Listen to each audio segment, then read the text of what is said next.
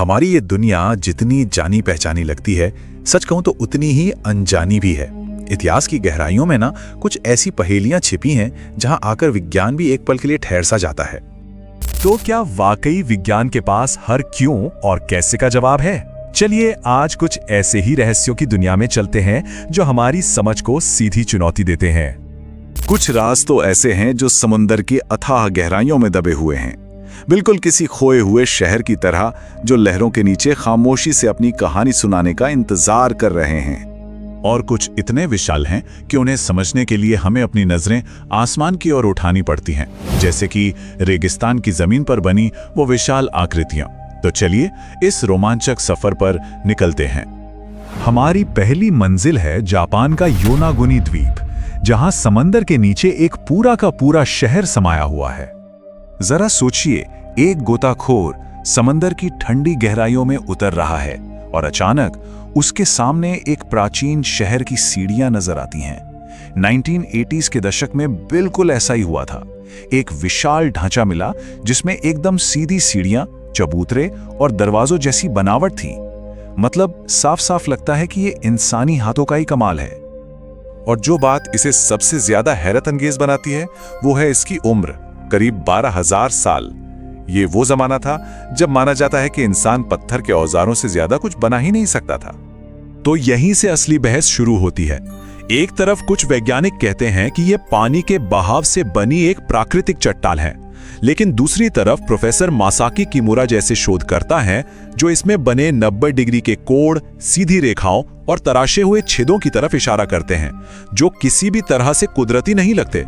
उनका मानना है कि ये मुंह या लिमुरिया जैसी किसी खोई हुई सभ्यता का सबूत भी हो सकता है। और एक अनसुलझा सवाल और है। गोताखोरों का कहना है कि इस जगह के पास आते ही उनके इलेक्ट्रॉनिक उपकरण अजीब तरह से काम करना बंद कर देते हैं। ऐसा क्यों होता है? क्या वहां कोई अज्ञात ऊर्जा क्षेत्र है? यह सवाल आज भी समुद्र की गहराइयों में ही दफन है। अच्छा, अब पानी की गहराइयों से निकलकर चलते हैं पेरू के सूखे रेगिस्तान की ओर, जहां जमीन पर कुछ ऐसी हैरान करने वाली रेखाएं खींची हैं जो सिर्फ और सिर्फ आसमान से ही नजर आती हैं। इन्हें नाज़का लाइंस कहते हैं। ये करीब 2000 साल पुरानी विशाल आकृतियां हैं। मिसाल के तौर पर एक बंदर का चित्र ही ले लीजिए। ये 93 मीटर लंबा है। और अगर ये बड़ा लगा तो जरा हमिंग बर्ड की आकृति के बारे में सोचिए, जिसके पंखों का फैलाव ही 300 मीटर तक है। ये इतने बड़े हैं कि जमीन पर खड़े होकर इन्हें समझना नामुमकिन है। तो सवाल ये है कि इन्हें बनाया किसने और क्यों? खासकर तब जब बनाने वाले खुद इसे ऊपर से देख ही नहीं सकते थे।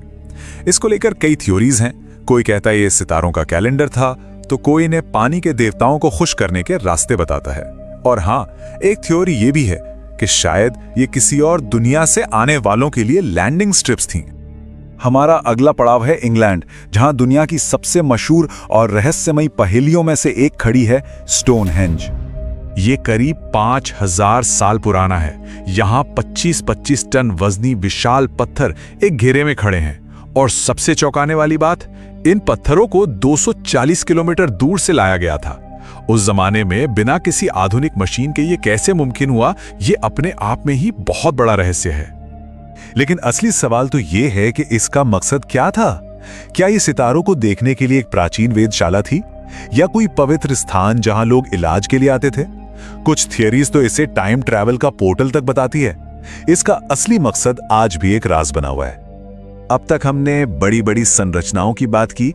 अब एक ऐसी चीज पर आते हैं जिसे पढ़ा जा सकता है या शायद नहीं। यह है दुनिया की सबसे रहस्यमयी किताब, वॉयनिच मैन्युस्क्रिप्ट। यह किताब 15वीं सदी की है, जिसमें 240 पन्नों पर अजीबो गरीब चित्र, अनजान पेड़ पौधे और एक ऐसी भाषा में लिखावट है जिसे आज तक कोई पहचान नहीं पाया है। 1912 में इसे खरीदने वाले विल्फ्रेड वॉयनिच के नाम पर इसका नाम पड़ा और तब से ये एक अनसुलझी पहेली बनी हुई है। दुनिया के सबसे तेज दिमाग, बड़े बड़े कोड ब्रेकर्स और यहां तक कि आर्टिफिशियल इंटेलिजेंस भी इसकी एक भी लाइन को समझने में नाकाम रहे हैं। क्या ये किसी भूली हुई सभ्यता का ज्ञान है या भविष्य से आया कोई संदेश? ये रहस्य आज भी उतना ही गहरा है जितना सदियों पहले था। हमारा आखिरी रहस्य इटली के ट्यूरिन शहर में है, एक ऐसा रहस्य जहां आकर विश्वास और विज्ञान आमने सामने खड़े हो जाते हैं। ये श्राइन ऑफ ट्यूरिन नाम का एक कपड़ा है। मान्यता है कि ये वही कफन है जिसमें ईसा मसीह को सूली पर चढ़ाए जाने के बाद लपेटा गया था। इस पर एक इंसान के शरीर की धुंधली पर हैरान करने वाली साफ छवि बनी हुई है। और यहीं विज्ञान के सामने सबसे बड़ी चुनौती खड़ी होती है। ये छवि एक फोटोग्राफिक नेगेटिव जैसी दिखती है, लेकिन ये 14वीं सदी की है, जब कैमरे का आविष्कार भी नहीं हुआ था। वैज्ञानिकों को इस पर न कोई पेंट मिला है, न स्याही और न ही ब्रश का कोई निशान। तो फिर ये छवि बनी कैसे? एक थ्योरी है कि ये किसी बहुत तीव्र रेडिएशन या केमिकल रिएक्शन का नतीजा हो सकती है। तो योनागुनी के डूबे शहर से लेकर ट्यूरिन के कफन तक ये सारे रहस्य मिलकर एक ही सवाल खड़ा करते हैं, क्या हमारा अतीत उससे कई ज्यादा उन्नत और रहस्यमयी था जितना हम किताबों में पढ़ते हैं? शायद कुछ राज हमें ये याद दिलाने के लिए ही होते हैं कि हम सब कुछ नहीं जानते। दोस्तों, दुनिया रहस्यों और अनजाने तथ्यों से भरी हुई है। अगर आपको ये वीडियो जानकारीपूर्ण लगा तो इसे लाइक और शेयर जरूर करें। और ऐसे ही अनसुलझे रहस्य और हैरान कर देने वाले फैक्ट्स जानने के लिए चैनल द फैक्ट्स पॉइंट को सब्सक्राइब करना मत भूलिएगा।